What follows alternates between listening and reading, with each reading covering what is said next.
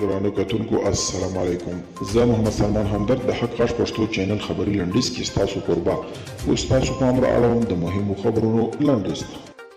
امریکا ولسمشر جو بایدن ویلي ځواکونه د افغانستان څخه وځي، خو دوی افغانستان ته د القاعدې د څارنې لپاره خپل وړتیاو پر لوړولو راڅرخي. هغه ټینګار کړی چې په افغانستان کې د القاعده او داعش له ګواښه ویره نشته، بلکې د نړۍ له پنځو برخو څخه چې د داعش او القاعدې پکې د پام وړ حضور لري د ګواښ احساس ډېر دی.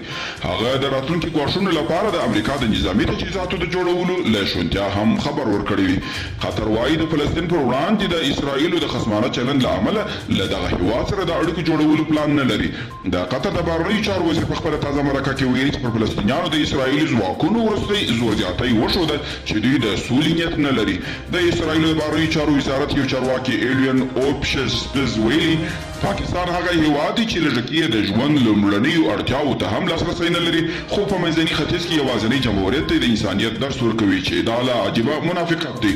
او داود لغماني د ولسمشر له لوري د غزني د نوي والي په توګه تر ټاکل کېدو وروسته پرون په رسمي توګه په دغه ولایت کې خپل دنده پیل کړه.